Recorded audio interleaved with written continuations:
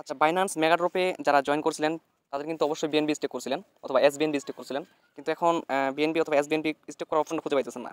তাদের জন্য এই ভিডিওটা। তো প্রথমে আপনারা এখান থেকে যে ডিসকভার অপশনে যাবেন, ডিসকভার অপশনে যাওয়ার পর এখানে যে সার্চ বার আছে, সার্চ বারে একটা ক্লিক করবেন। সার্চ বারে ক্লিক করে দেখবেন এখানে যে ক্যারান ডাও এই মেগাড্রপটা ছিল সেই পেজটা এখানে আছে, পেজটাতে ক্লিক করবেন। পেজটাতে ক্লিক করার পর এরকম একটা পেজে নিয়ে আসবে।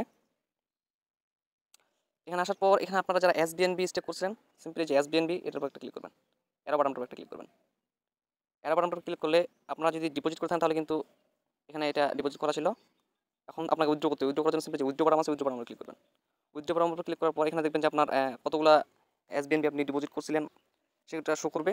সিম্পলি যে এখানে ম্যাক্স বাটন আছে, ম্যাক্সের উপর ক্লিক করে সম্পূর্ণ এসবিএনবিটা আপনি উইথড্র করে নেবেন। ঠিক আছে, বিএনবির ক্ষেত্রেও সেম একই। ঠিক আছে, বিএনবির ক্ষেত্রেও আপনি একটা স্ক্রল করলে এখানে বিএনবি দেখতে পারবেন, যেখানে বিএনবি দেখতে পারবেন। এটা বাটনের উপর ক্লিক করবেন।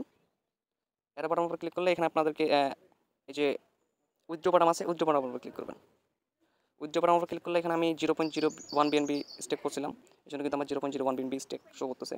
তো এখানে আমি ম্যাক্স করে সিম্পল যে উইথড্র বাটনটা আছে উইথড্র বাটন সিলেক্ট করব।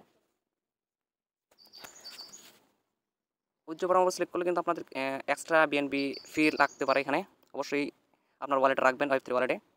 দেন কনফার্মের উপর ক্লিক করলে আমার কিন্তু বিএনপিটা উইথড্র হয়ে যাবে।